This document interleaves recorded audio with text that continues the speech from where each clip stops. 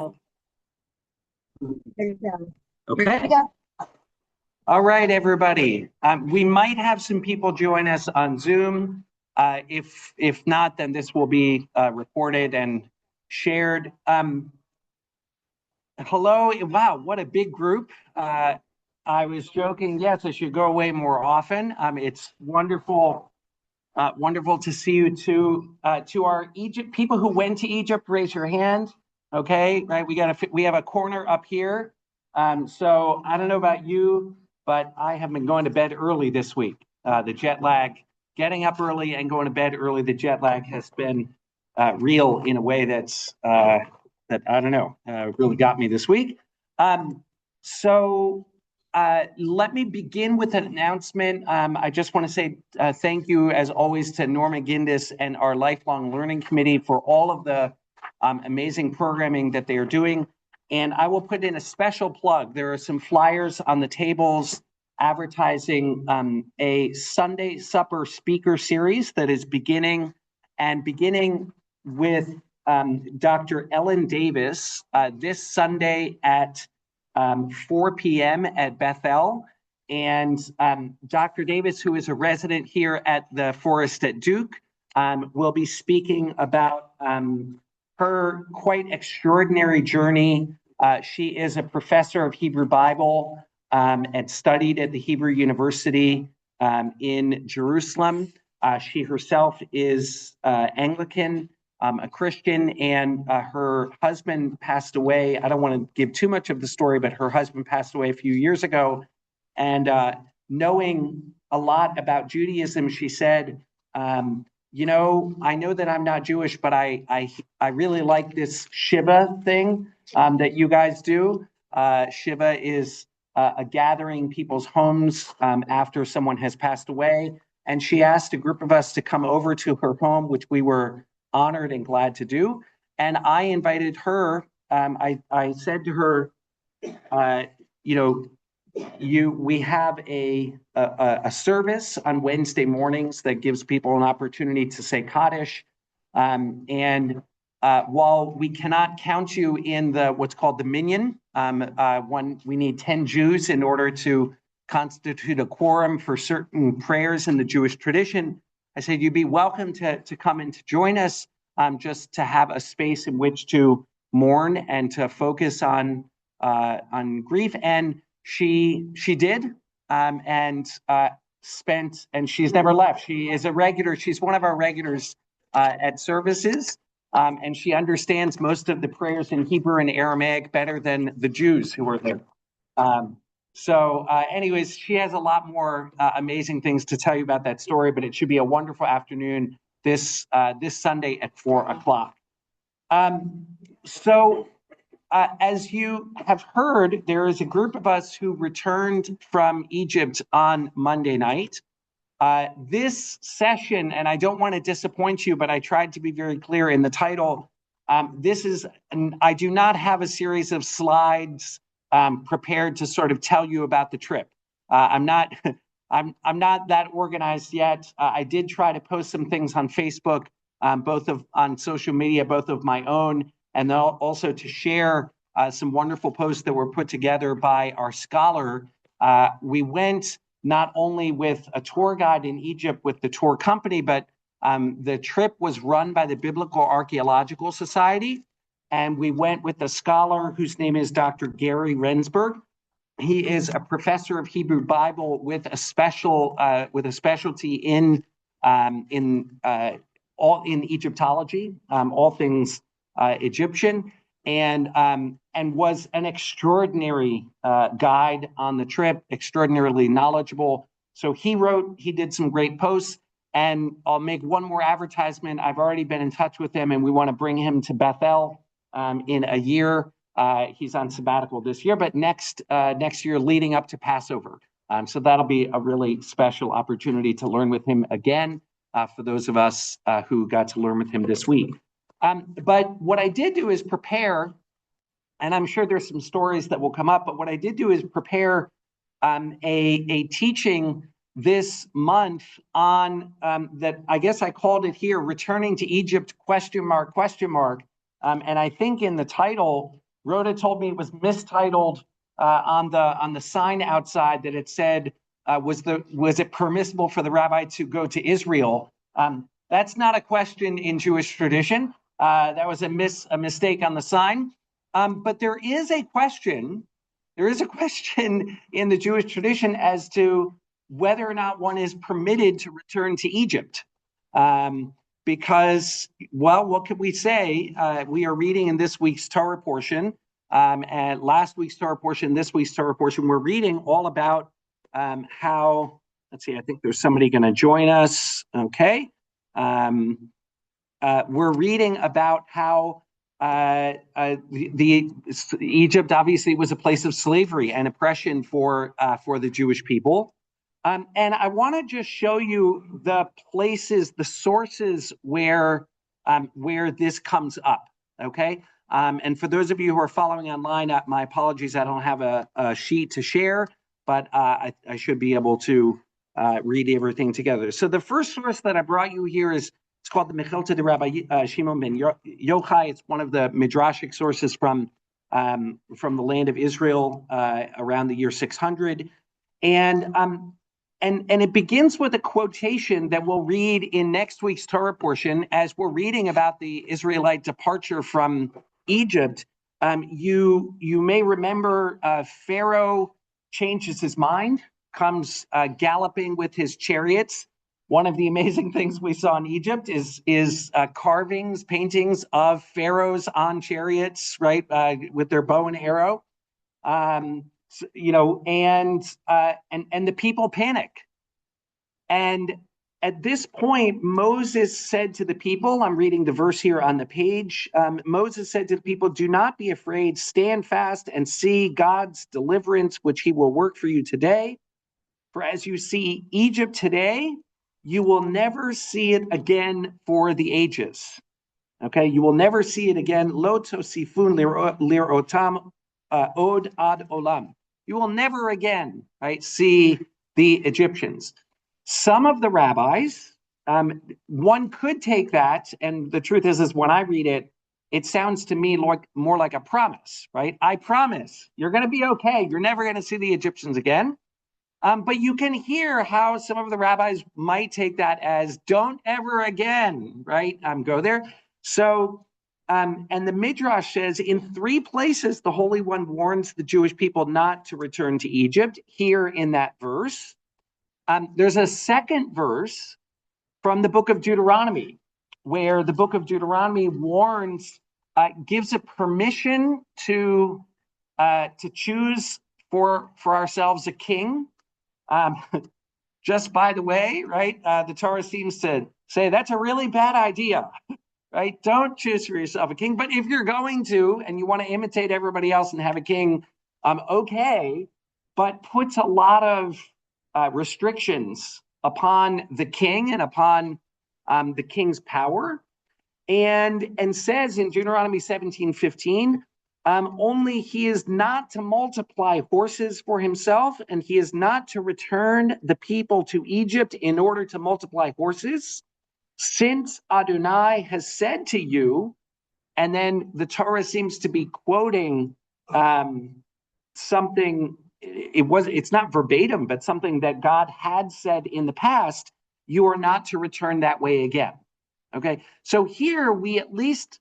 That doesn't sound like a promise. That sounds like at some point, even though we don't have it in the text of the Torah, Deuteronomy is saying at some point God said to the Jewish people, don't return that way again, okay? And that's quoted in the context of this larger discussion, you know, that Moses is having about why not to have a king, that the king should not go back to Egypt in order to multiply horses. By the way, horses are not introduced into Egypt until long after the Exodus. That is an anachronism that's part of the text itself. That it's a later author who knows about horses, sort of projecting horses back onto a time in Egypt when horses were not yet there. Lo chashuv, not important. We'll move past that for now. The third place in Deuteronomy is at the end of a long stream of curses. Blessings and curses occur twice in the Torah, at the end of the book of Leviticus, the end of the book of Deuteronomy. They are a feature of ancient Near Eastern, I think the word is Suzanne tree contracts. I need Jack here to give me the exact language, but essentially when you had a king and a vassal kingdom, and you were basically making an agreement that you were going to pay taxes and the king was going to protect you. There were blessings if you kept the agreement and curses if you didn't. Think of it as our fine print in a contract, right? All of the terrible things that will happen to you that you sign your life away on when you go skydiving or something like that. And at the end of that long, long stream of curses, it says, Adonai will return you to Egypt in ships. This is not a good thing, okay? Think of the slave trade, God forbid, that brought African Americans to these shores.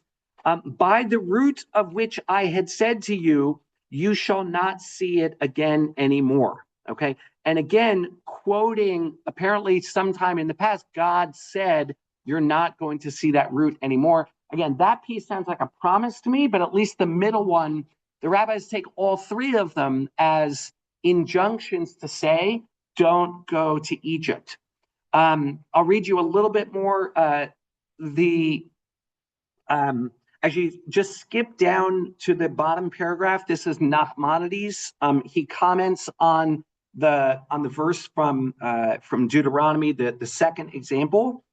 And he just says explicitly, if you look right after the italics on the second line, says that line constitutes a negative commandment for all times. Okay, so Nachmanides is saying, for all times, you are violating a negative prohibition, right? One of the don't do's, right? You're violating it if you go back to Egypt, okay? But we just went, right? That's why I'm doing this class, okay? So, and then, right, no, I'm not trying to pull one over on you, okay? And then if you look in the italics in the middle, I brought you the Jerusalem Talmud says in all three cases, so we even know three cases where we returned, right? Sheila, Rhoda, and Sabina, I don't want to make you nervous, okay, as we read this, but there were three cases when the Israelites returned, and in all three cases, we fell, okay? One in the days of Sennacherib, the king of Assyria, a second in the days of Yochanan ben Korcha, and once in the days of Trajanus, and all of those, just trust me, they went badly. Okay, so everybody, please pray for us. Please pray for us. Turn the page, and I ask you to pray for all of us who did the trip to Egypt. This does not bode well. Okay, and I'm just working out my guilt. Okay. And I want to show you one other, okay, and I'm going to point out to you the irony of what I'm about to read to you. In the middle of page 2, you see where it says Mishnah Torah, Kings and Wars 5:7. Okay, you see this? Okay, I'm going to read it to you. It is permitted to dwell anywhere in the entire world with the exception of the land of Egypt. And then it defines it, okay? Its territory includes, whatever it is. And it brings you those three verses, right, that we just looked at. And then it just makes a note at the bottom, Alexandria is included in this prohibition. I also would like to confess that before our tour started, I went to Alexandria, okay? And I spent Shabbos in Alexandria, okay? Chatati lefanecha. Yes.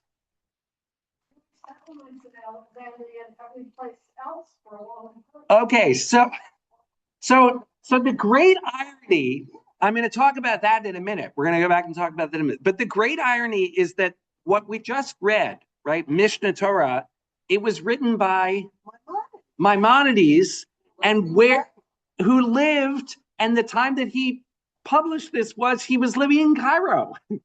He was living, at that point it was called Fustat, right? He was living there. He was the physician to the Sultan, right? He had made, he didn't start out there. He fled from Spain to Morocco, and then from Morocco, from what I understand, when he got to, anyway, so he had, and I think he spent some time in Alexandria actually, but settled in Cairo. Judy? Yes, could you take a few minutes to talk about the community in Alexandria, which apparently at one time was huge and then disappeared? Okay, so yes, yes, but not yet. Okay, I promise I will. All right, so maybe. So let me say a couple of things about this. I'm going to tell in a moment. I'm going to continue, and I'm going to continue with the ancient story. Okay. But there's also a modern story that I'm not going to spend too much time talking about today, but I do think it's important to point out, and we certainly talked about this on the trip, and we talked, and you have a great sense of this. I spent Shabbos in Alexandria. 100 years ago, in 1925, there were estimates are that there were anywhere from 20 to 35,000 Jews living in Alexandria. Okay? There, as far as I can tell, there are none today. Okay. There may be one in Alexandria. I was not able to get in touch with them. And in Cairo, there were probably another 40 to 50,000 Jews. They estimate that in the 20th century, before the Holocaust, there were 100,000 Jews living in Egypt, primarily in Cairo and Alexandria. And at this point, there's certainly not more than 10, and there probably are not more than 5 Jews who are left in all of Egypt. And now, and there's a woman named Magda Harun who is working on essentially preserving the assets of the Jewish community that are there. The Egyptian government has actually paid, since Sisi took power about 10 years ago, a little more than that, has paid to restore one synagogue in Alexandria, paid to restore at least one synagogue, the Ben Ezra synagogue in Cairo, and seems to understand the extent to which the Jewish history of Egypt is part of the history of Egypt, and is taking an interest at least in preserving the holy places. But this is part of a whole-scale emptying of Jews from the Arab world that took place, really starting primarily with the founding of the State of Israel in 48. There were other pogroms and discrimination and violence against Jews before then, but intensified. And then in Egypt, it really intensified in 1956 with the ascent of Nasser to power and his nationalist and really pan-Arab nationalism. And some Jews chose to leave, and there is a different story to tell in different parts of the Arab world. In Morocco, a lot of the exodus, that community went from 300,000 Jews down to what is now 3,000 Jews, so 99% of the Jews. It was a massive, massive Jewish community. And there's a different story to tell in each place, but in Egypt, there were definitely large numbers of people who were threatened with death. There was a nationalization of property that was going on, and many Jewish properties and businesses were simply taken away, and many Egyptian Jews left with all of their belongings in a suitcase and fled for their lives. That is a complicated and other story than what I'm going to be focusing on, but it does sort of It informed our experience. It informs any Jewish trip to Egypt. And some of the reason that it does is to what Judy asked about, which is that there is a long, and somebody else mentioned, there's a long history of Jews in Egypt, not just when we were slaves. Okay. So the first source I've given you in the middle of the bottom of page 2, it says, but Jews lived there, right, in biblical times. This is from the book of Isaiah. Okay. Now, Isaiah is writing after the Exodus from Egypt. Okay. And he's writing after the fall of the northern kingdoms. Okay. Of the north. And he gives a prophecy, and listen to what he says. We actually read this verse, by the way, on Rosh Hashanah as part of Musaf. Okay. Yitakah bashofar. That's why we read it as part of Musaf. On that day, a great ram's horn shall be sounded, and the strayed who are in the land of Assyria, and the expelled who are in the land of Egypt, okay, shall come and worship God on the holy mount in Jerusalem. That tells you that this is after the Exodus, right? Long after the Exodus, that at least in some sort of exile that took place, that Jews had gone back to Egypt, okay? Because Isaiah is predicting then on a great day of redemption, we're all going to come back from Assyria and Egypt, okay? That's point number 1. Jeremiah, okay? The word, and Jeremiah is writing after the destruction of the first temple, okay? First temple is destroyed in 586 BCE. And the Bible itself tells us that those exiles that there are Jews who choose to leave the land of Israel and to go to Egypt. And Jeremiah, it seems to be against his will, but he says, I don't think we should, but he goes anyways. And look what he writes. Chapter 44, verse 1, the word that came to Jeremiah for all of the Judeans living in the land of Egypt. Okay, so after the destruction of the first temple, there's a group of Jews who go to Egypt. Jeremiah is among them. And by the way, I say Jews and not Israelites because at that point, the northern kingdom is gone, and all of the word Jew is from Judean. Okay, and so these are Judeans, and they're carrying their Jewish identity with them to Egypt, and they're living in Migdol, Tapanhes, I don't know how to say all these names, Noph, and the land of Patros. And yes, we do.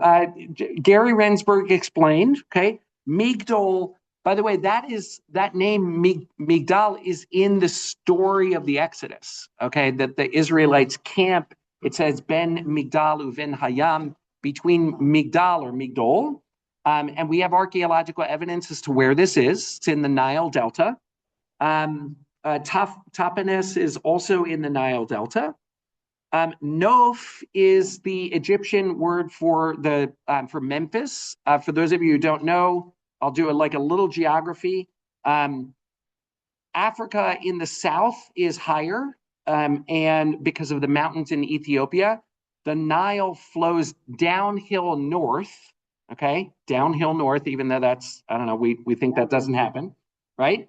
But it flows downhill, and there's a place called where Cairo is now. Memphis is what it was called back then, where the Nile breaks off into tributaries, and it's called the Nile and creates the Nile Delta. Okay, and the Nile Delta is the northern part of Egypt. The rest of Egypt is the Nile is the only source of water. It's actually really big compared to the Jordan River. It's massive. If you've ever seen the Jordan River, it disappoints, right? It's just a little bitty.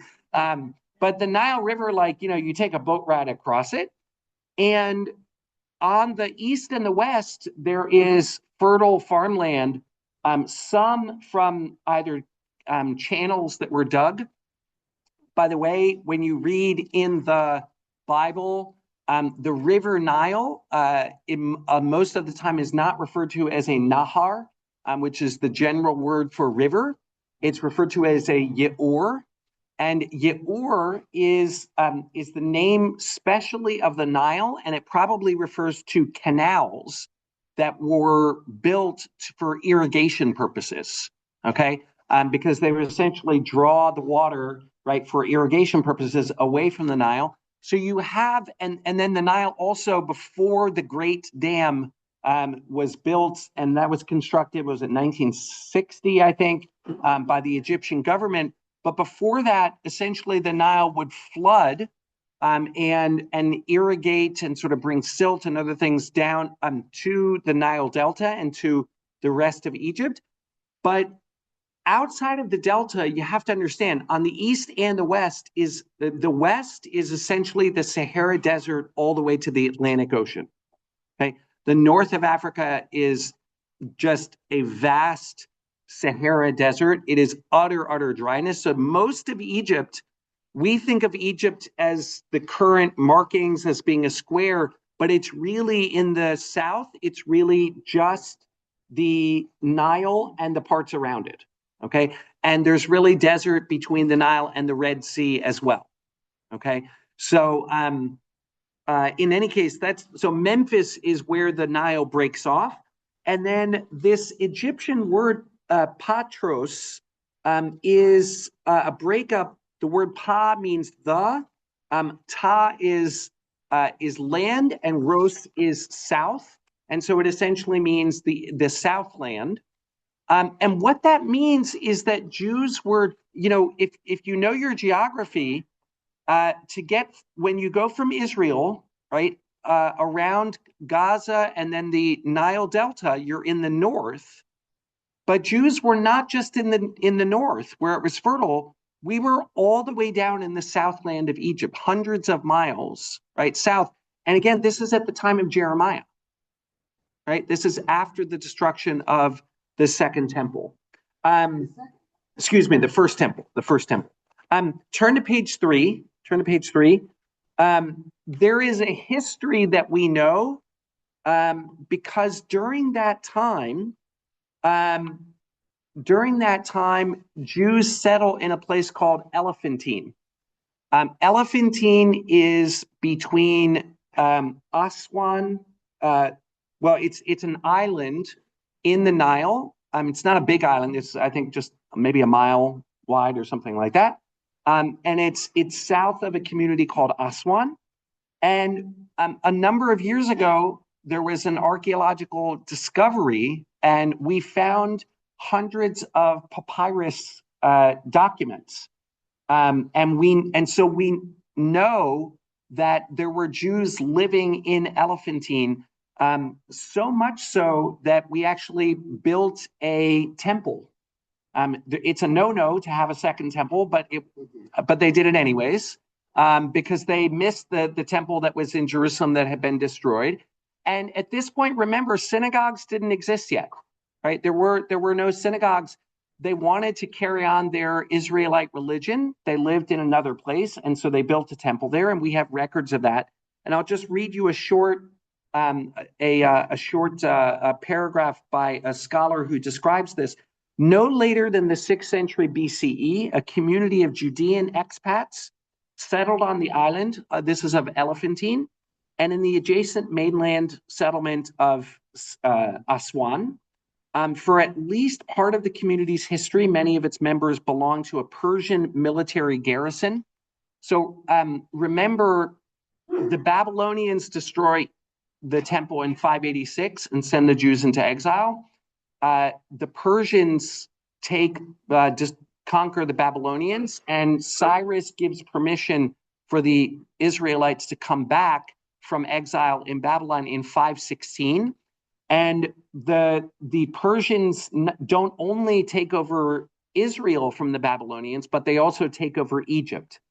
And so there's the Persians basically decide, you know what, the Israelites there are a minority, and I think they're going to be loyal to us. And so we're going to build them a military garrison, and they're going to essentially do our work for us in ruling over this land.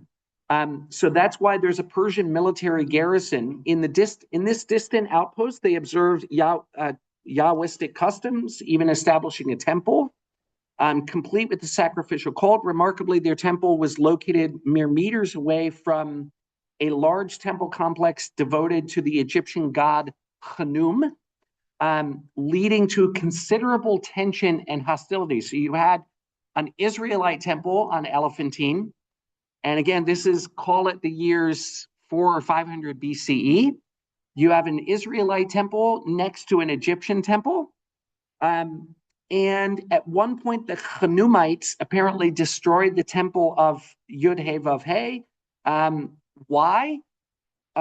Because the animal most often sacrificed in the temple sacrifices was the ram, and the god Khnum was a ram. And they really didn't like that very much, right?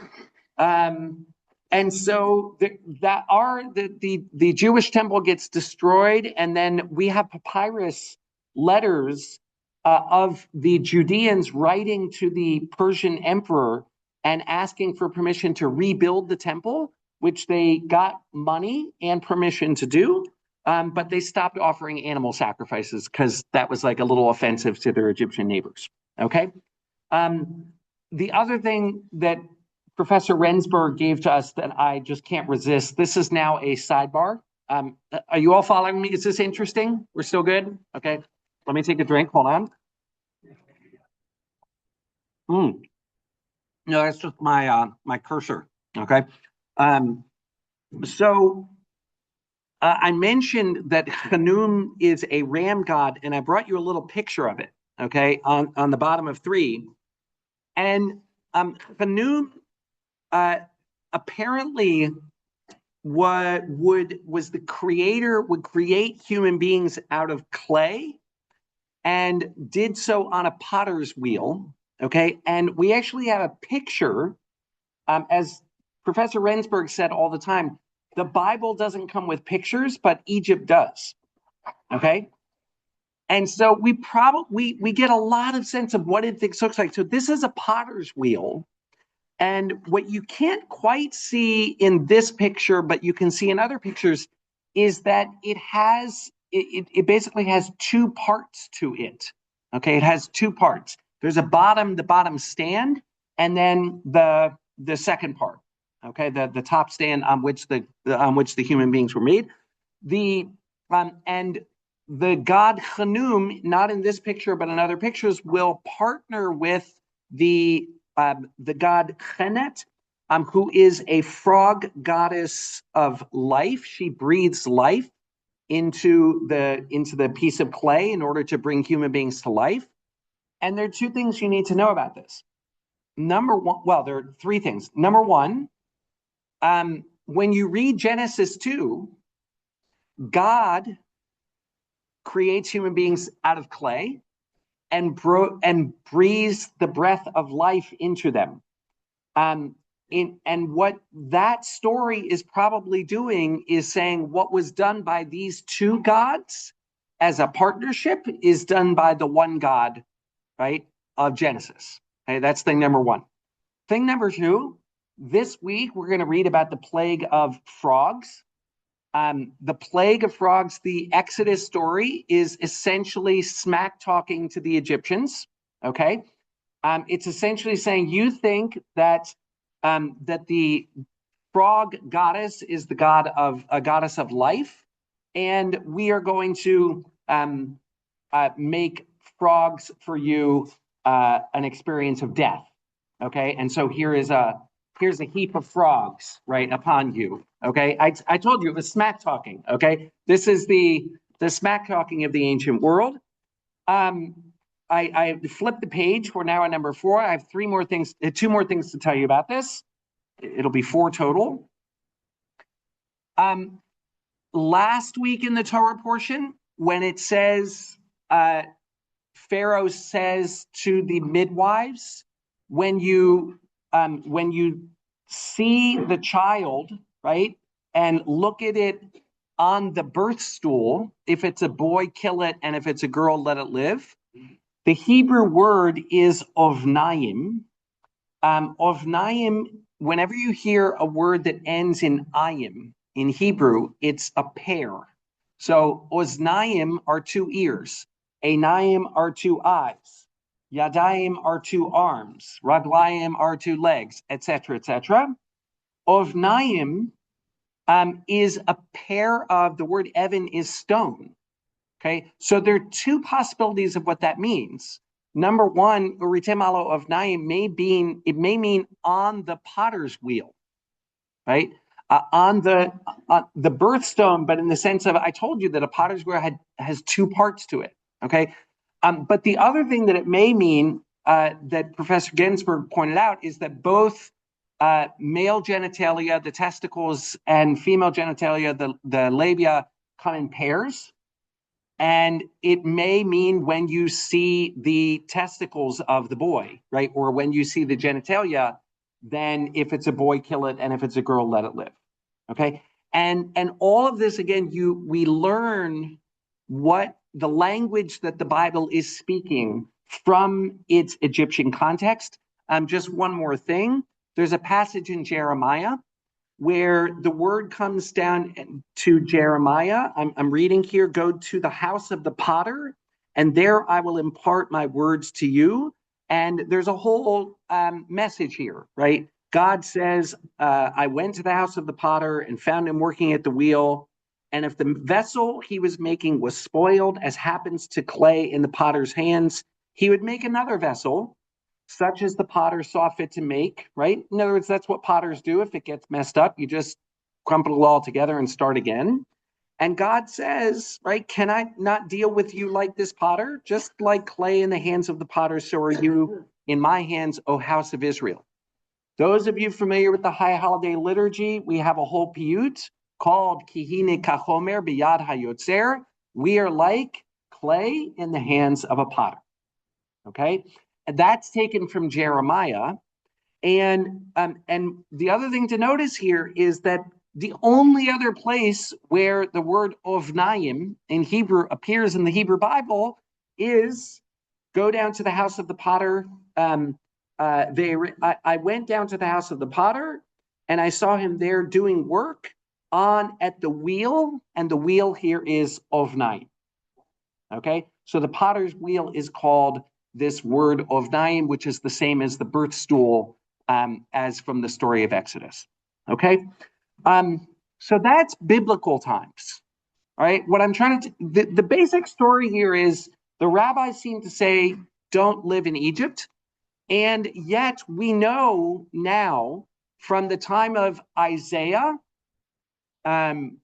we have a reference to people living in in Egypt.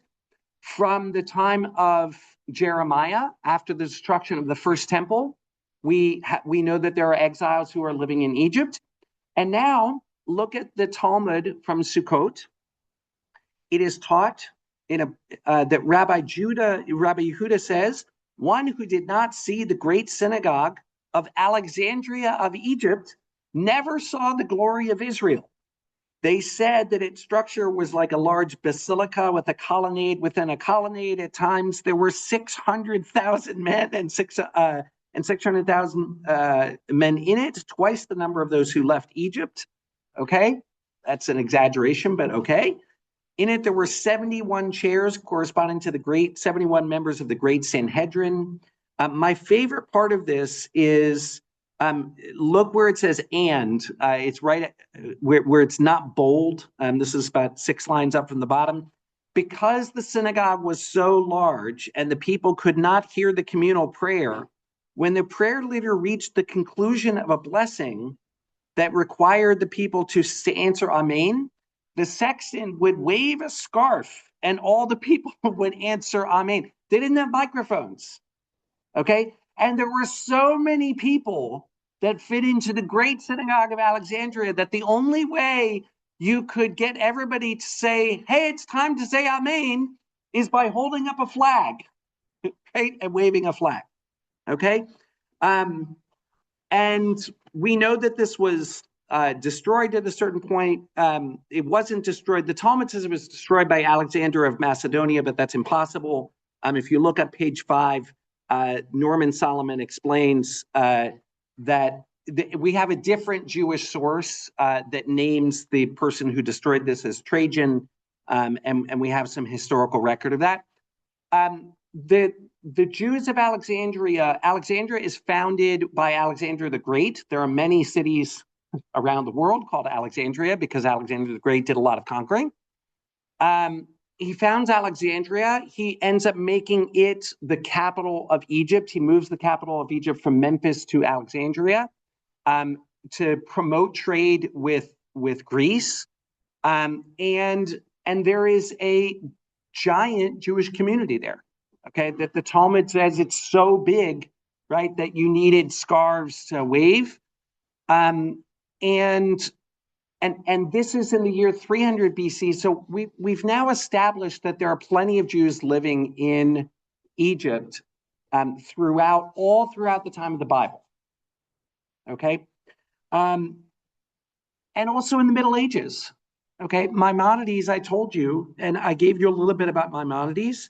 He lived initially in Alexandria. He moved to Fustat, and he finished his commentary on the Mishnah, and also the Mishnah Torah and his philosophical work. And there, when we were there on Sunday, we went to the Ben Ezra Synagogue, which was established in the 9th century. Okay, it's there waiting for Maimonides when he gets there. And it's still there. The government of Egypt has paid to restore it. Okay, I can't show it to you, but I'll do this in my slideshow. When you go around the world, we don't have this at Bethel, but many synagogues, especially Eastern synagogues or Orthodox synagogues, will have. There's a place where the person leads the prayer from. Okay, and it'll have a verse. And there are different verses, right? A popular one is know before whom you stand, okay, meaning God, right? And sort of reminding the prayer leader, hey, right, this is what you're doing here. I looked, and in Cairo, I've never seen this verse at any other synagogue around the world, but there's a verse that our bat mitzvah is going to read for her maftir this Shabbat. It says that Moses left the city and went out and raised his hand up to God, right? And said a prayer, right? Which, is the perfect verse to have at the synagogue in Cairo, right? And the little inscription says, because Moses's prayer was said here, right? In this place, right? So the big question with 12 minutes, now I need to tell you, what are the ways that the rabbis dealt with this, okay?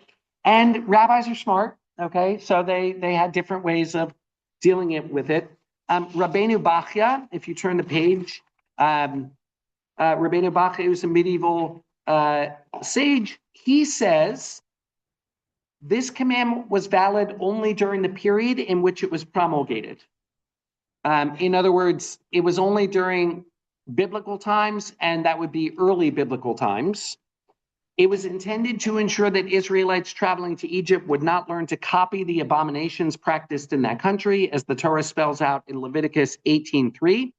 And he says explicitly, this does not mean that there is a permanent prohibition for Jews to reside in Egypt. Had the Torah intended these words as a permanent prohibition, it would be inconceivable, right? I'm sorry, I can't do that without the Princess Bride. Inconceivable, right? You keep on using that word. I do not think it means what you think it means.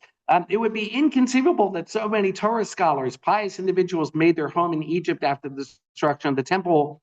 The only people who were forbidden to dwell in Egypt were Jews who left the land of Israel, who left the land of Israel to do so, and again, presumably in biblical times.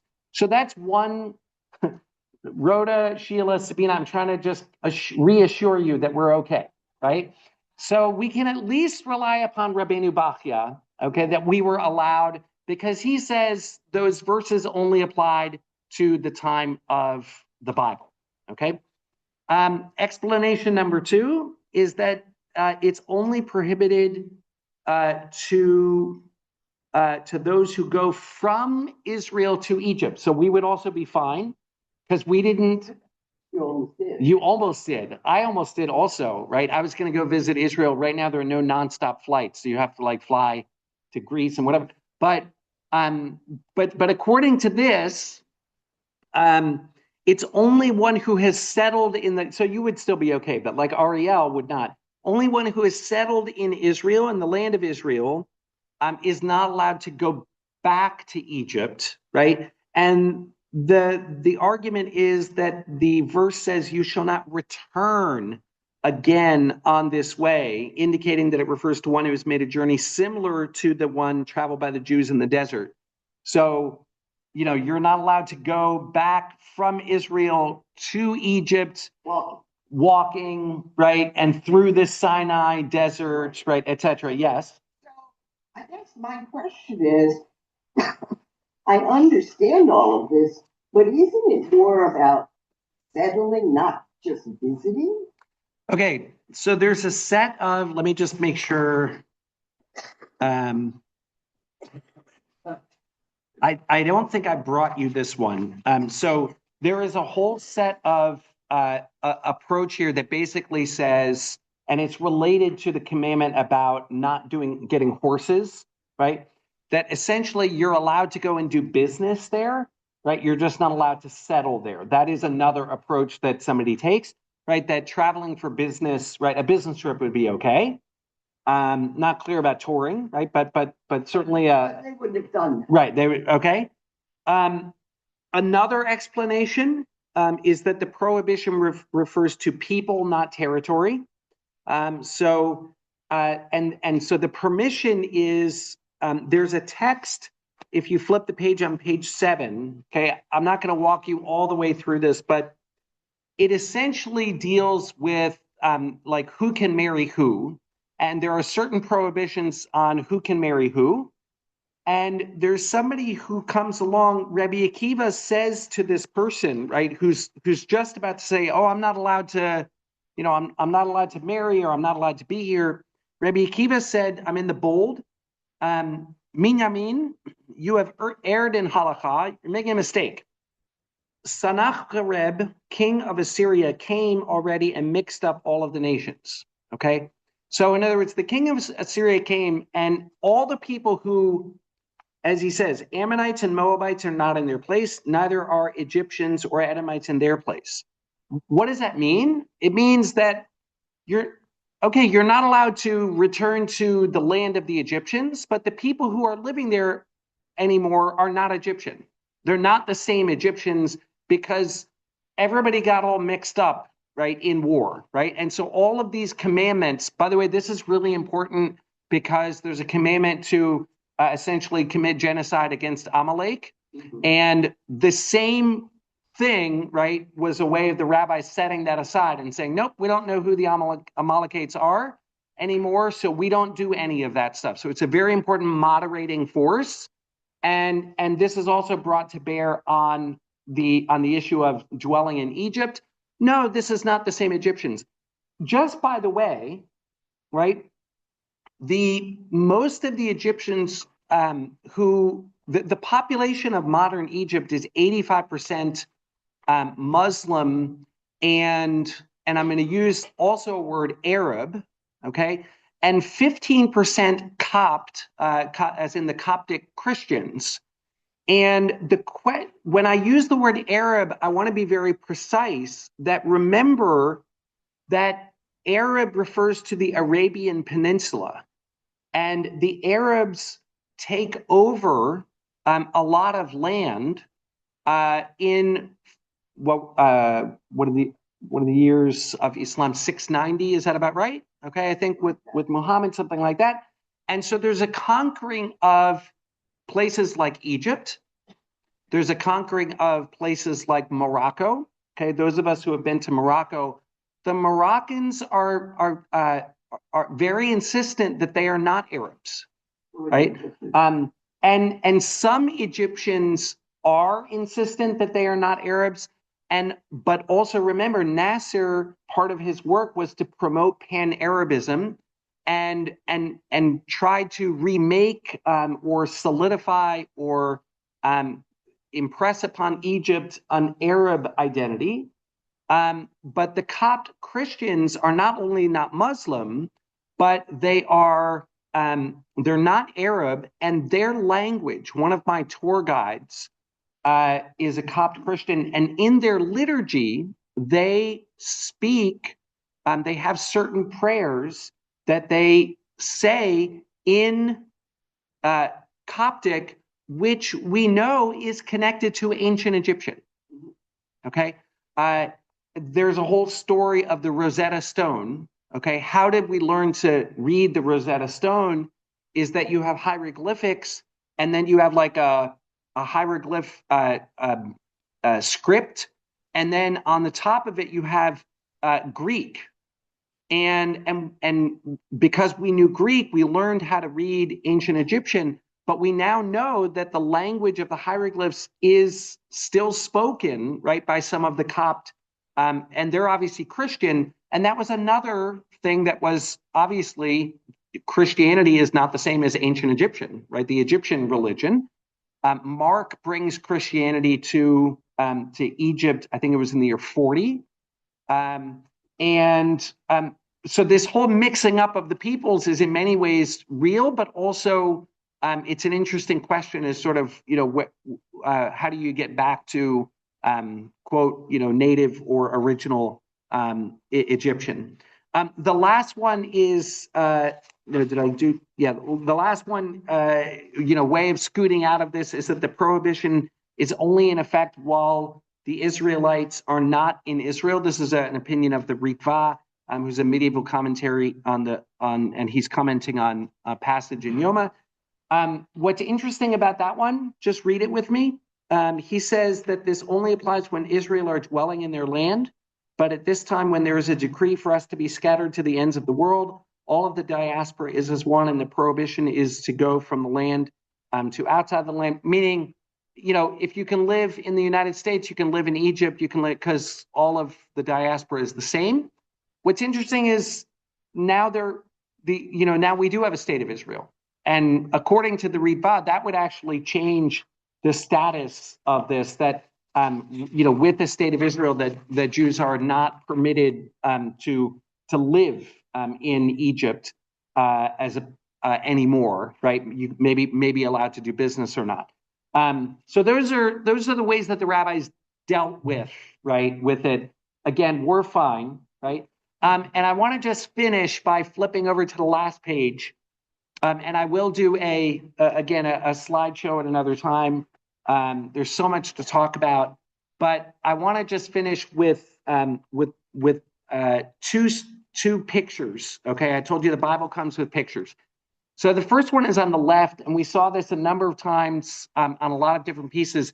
Have you ever heard the expression in the Bible at your Passover Seder that the Lord brought the Israelites out of Egypt with a strong hand and an outstretched arm?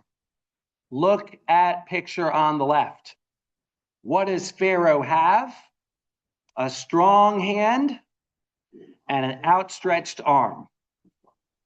Okay? And the Bible, again, is smack talking. Okay? It is saying, we are going to do to you, Pharaoh, what you do to others. And here's a picture from 3,500 years ago of Pharaoh using a strong hand and an outstretched arm. Right?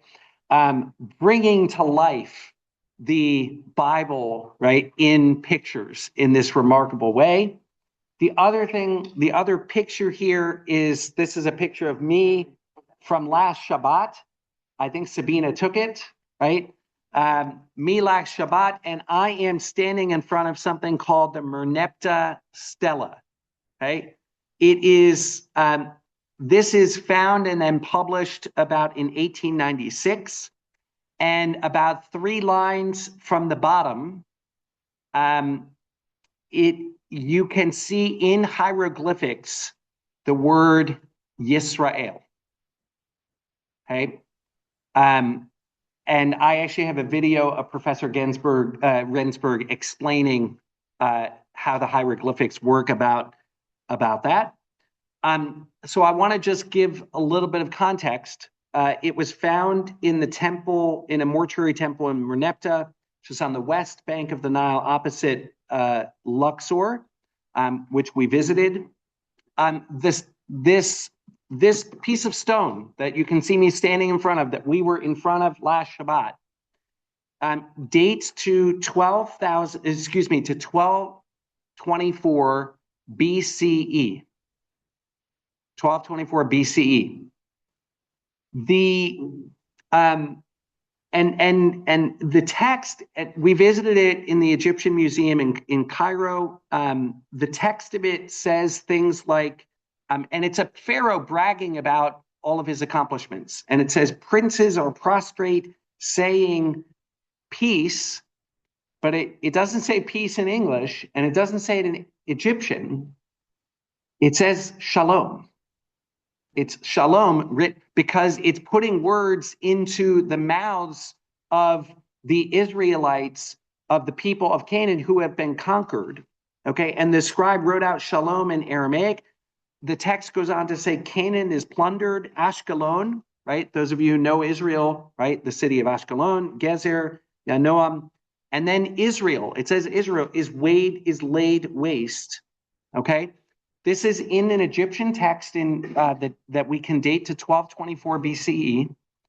To be clear, scholars believe we date the Exodus anywhere from 1250 to 1175 is about the range of BCE of where scholars believe that the events of the Exodus, that the Pharaoh and the events of the Exodus took place either during the reign of Ramses II or Ramses III.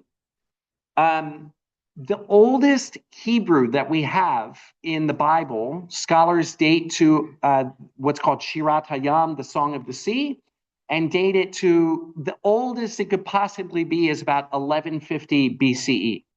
Okay, which means that last Shabbat, the four of us were standing in front of a piece of stone that is the oldest mention of Yisrael, not only outside of the Bible, but older than the Bible itself. Okay, to the oldest, there was unfortunate time, right? The oldest mention of the word Yisrael that we have in human history, and you can see it in the museum, in the old Egyptian museum in Cairo. The trip was an extraordinary opportunity, not only to see really old things, right, and a very ancient culture, and a culture very, very different, right, from Judaism and from ours, but I really believe you cannot understand. You can't truly understand Judaism. You can't truly understand the Torah and the Bible unless you learn and understand ancient Egypt. And those of us who went gained a tremendous knowledge and better understanding. And I hope I've shared a little bit with you today as well. Thank you very much. And I will stop this recording. And let's see, Donna, do you know when is our next